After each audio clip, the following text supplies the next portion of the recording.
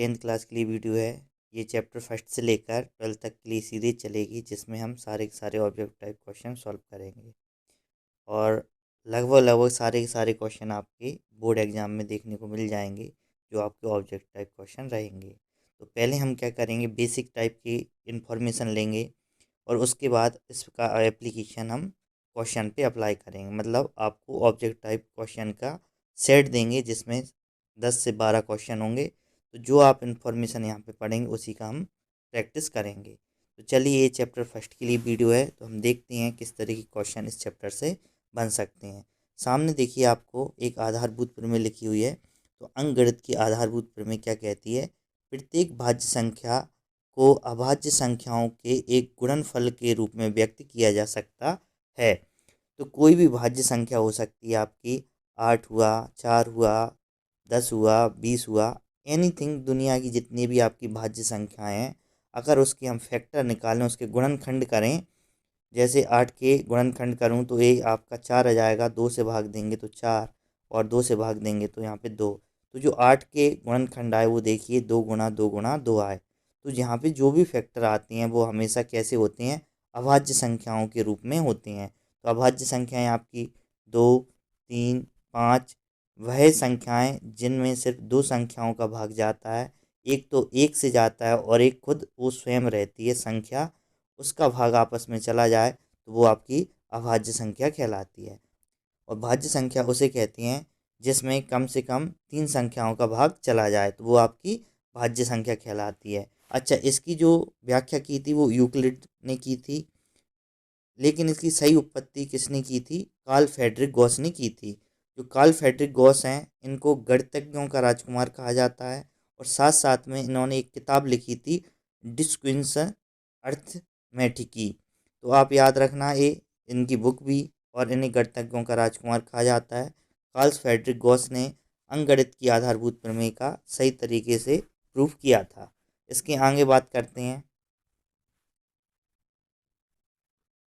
देखिए, आगे लिखा हुआ है अपरिमेय संख्याओं का पुनर्भ्रमण।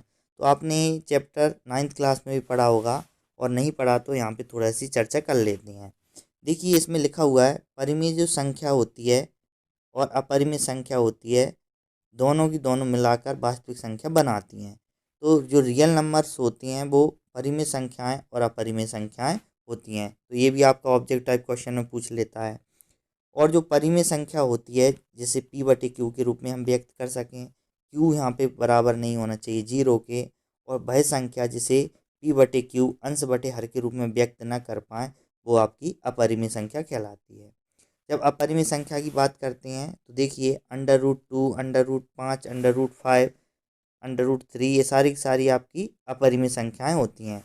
तो अगर p आपकी अभाज्य संख्या है, ध्यान से समझिए, p अगर आपकी अभाज्य संख्या है और इसे हम रूट के अंदर लिख देते हैं, जैसे √2, √3, √5, √11, ये सारी की सारी आपकी अभाज्य संख्याएं हैं। अगर अभाज्य संख्या को हम रूट के अंदर लिख देते हैं तो वो आपकी अपरिमेय संख्या कहलाती है।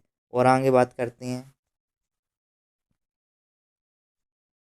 देखिए, परिमेय संख्या और अपरिमेय संख्या का थोड़ा सा दशमलव प्रसार और देख लेते हैं। परिमेय संख्या और अपरिमेय संख्या का जो दशमलव प्रसार होता है वो कौन कौन से होते हैं? जब हम दशमलव प्रसार की बात करते हैं तो एक शांत प्रसार होता है और एक अशांत दशमलव प्रसार होता है। शांत दशमलव प्रसार उसे कहते हैं जिसमें शेषफल आपका 0 आ जाए, और अशांत उसे कहते हैं जिसमें शेषफल आपका, रिमाइंडर आपका 0 ना आए। और अशांत के भी दो प्रकार के भाग हैं, एक आपकी आवृत्ति होती है और एक इसमें अनावृत्ति होती है। तो जो अनावृत्ति होती है, अशांत अनावृत्ति, उसे हम कहते हैं परिमेय संख्या। और जो शांत दशमलव प्रसार और अशांत का आवृत्ति वाला पैटर्न होता है उसे हम परिमेय संख्या कहते हैं। एक क्वेश्चन यहाँ से ये भी बनता है कि परिमेय संख्या में हम अपरिमेय संख्या को जोड़ें या फिर परिमेय संख्या में अपरिमेय संख्या को घटाएं तो हमेशा कौन सी संख्या मिलती है? तो आपको अपरिमेय संख्या देखने को मिल जाएगी। उदाहरण के लिए देखिए,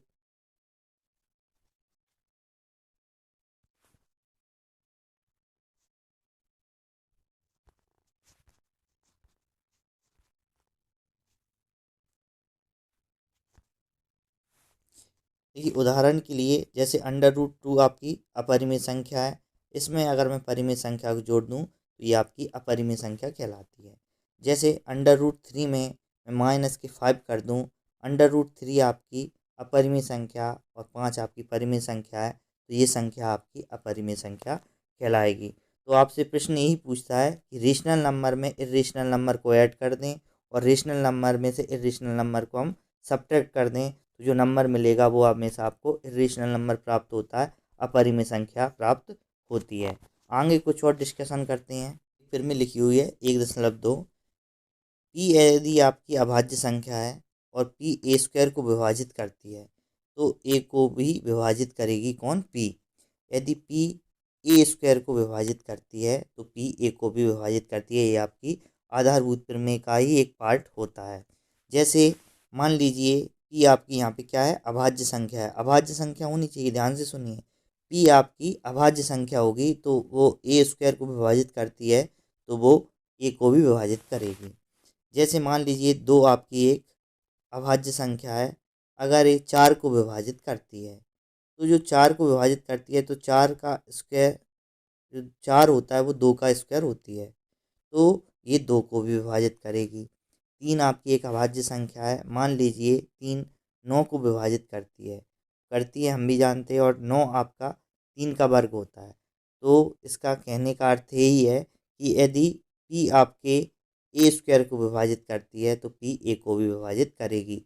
शर्त यह है पी क्या होनी चाहिए? आपकी अभाज्य संख्या होनी चाहिए। और एक चीज़ हमने इधर भी समझ चुके थे ऊपर साइड, कि अगर रूट के अंदर हम अभाज्य संख्या को लिखते हैं तो वो आपकी अपरिमेय संख्या कहलाती है। तो रूट के अंदर 3, रूट के अंदर 5, रूट के अंदर 7, ये सारे के सारे आपकी क्या हैं? अपरिमेय संख्याएं हैं।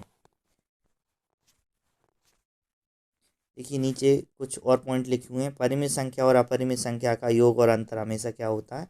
अपरिमेय संख्या। देखिए 5 - भी एक आपकी अपरिमेय संख्या है, क्योंकि 5 यहाँ पे परिमेय संख्या और √3 आपका अपरिमेय संख्या है, इसे घटाया गया है तो पूरी संख्या आपकी अपरिमेय संख्या कहलाएगी।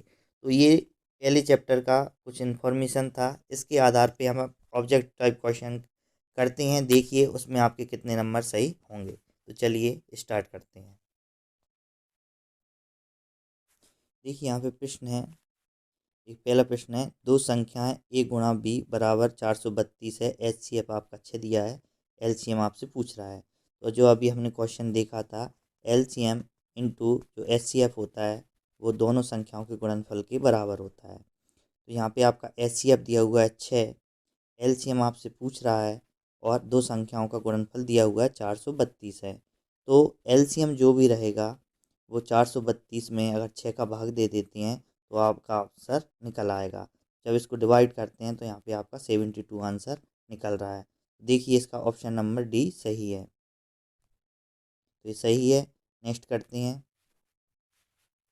दो संख्याएं आपकी दी हुई हैं 96 और 404, इसका आपसे HCF पूछा है। तो HCF मैंने आपको अभी समझाया था कि ये चारों ऑप्शन में से इन दोनों को डिवाइड कर दे तो वो आपका HCF कहलाएगा।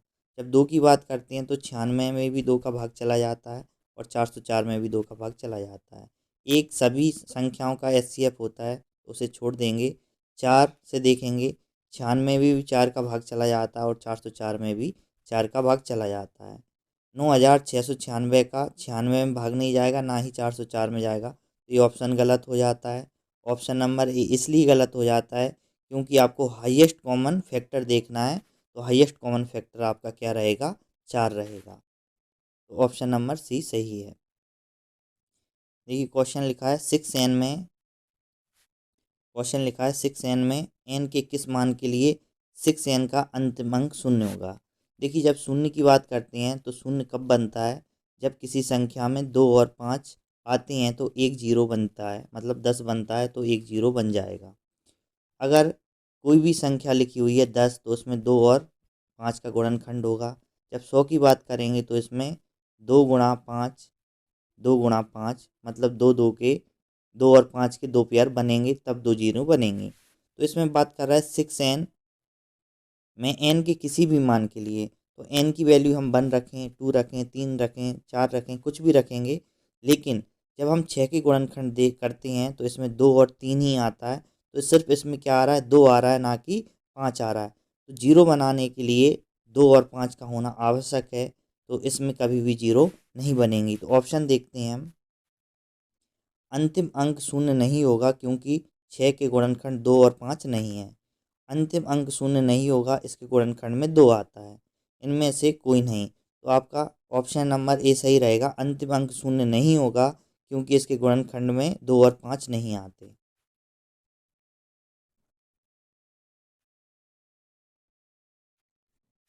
अंकगणित की आधारभूत प्रमेय पूछी हुई है, जो हमने बात की थी, तो इसका ऑप्शन नंबर ए सही हो जाएगा।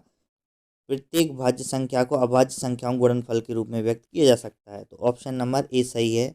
लेकिन दो ऑप्शन दिए हैं, उनकी बात करते हैं। परिमेय और अपरिमेय संख्याओं का योग व अंतर सदैव अपरिमेय संख्या होती है। तो ये कथन अपने आप में सत्य है, लेकिन अंकगणित के आधारभूत प्रमेय पहली सही है।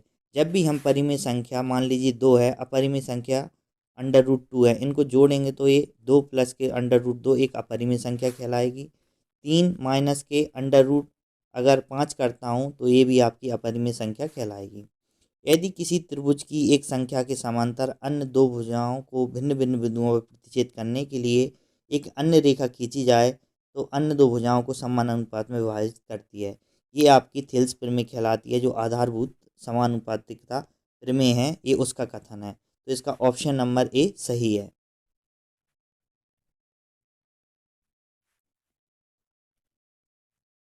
यदि पी ए स्क्वायर को विभाजित करती है तो पी ए को विभाजित करेगी। तो इसमें पूछा है वो पी कौन सी संख्या होगी, तो हमने पढ़ा था पी आपकी अभाज्य संख्या होगी, तो इसका ऑप्शन नंबर सी सही है। परिमेय तथा अपरिमेय संख्याएं होती हैं, तो परिमेय और अपरिमेय संख्याएं हमने देखा था ये वास्तविक संख्याएं कहलाती हैं, तो इसका ऑप्शन नंबर आपका बी सही है।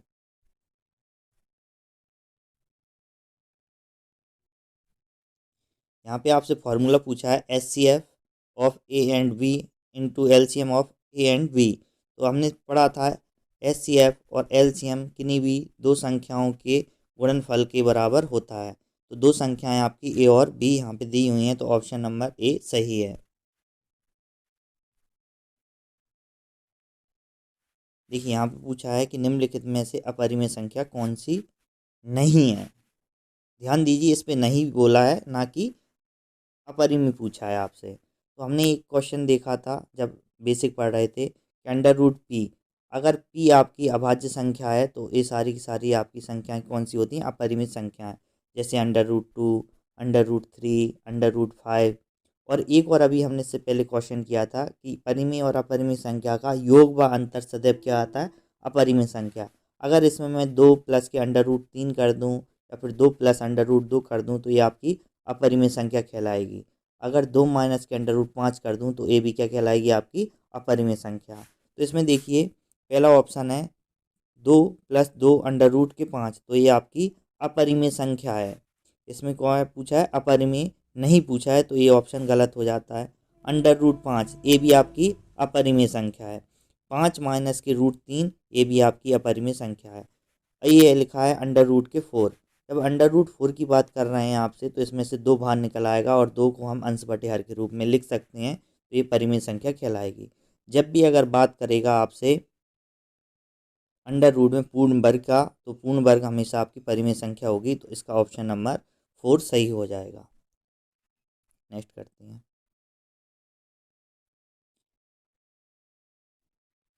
क्वेश्चन लिखा है दो संख्याएं 26 तथा 91 हैं, तो इसका HCF पूछा है। जब भी आपसे HCF पूछ रहा है तो 26 और 91 में कौन सी संख्या विभाजित कर रही है इन दोनों को, तो बात करते हैं। एक एक सभी संख्याओं को विभाजित करती है। दो दो 26 को कर रही है परंतु 91 को नहीं कर रही। 13 को देखते हैं।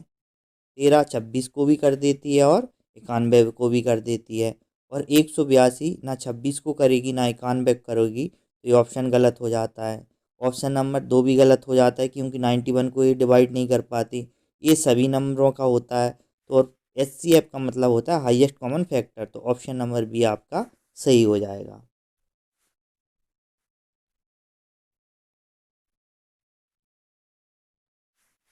इसमें क्वेश्चन पूछा है गणतज्ञों का राजकुमार कहा जाता है, तो गणतज्ञों का राजकुमार कार्ल फ्रेडरिक गॉस को कहा जाता है। ऑप्शन नंबर आपका ए सही है।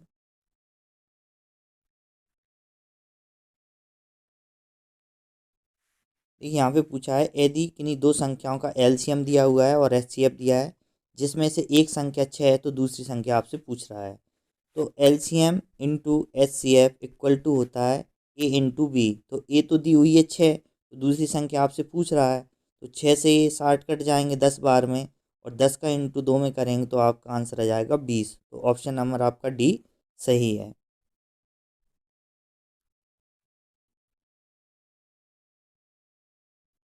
लास्ट क्वेश्चन है परिमेय तथा अपरिमेय संख्याओं का योग व अंतर सदैव होता है, ये आपका अपरिमेय संख्या कहलाता है। तो ऑप्शन नंबर बी सही है। तो ये आपका चैप्टर फर्स्ट कंप्लीट हो जाता है। आई होप आपको वीडियो पसंद आई होगी। अगर आपको अच्छी लगती है तो वीडियो को एक लाइक करें और चैनल को सब्सक्राइब कर लें। इसी तरीके से आपके चैप्टर सेकंड से लेकर 12 तक की भी वीडियो आपको मिलती रहेंगी। Thank you, take care, all the best for your next examination.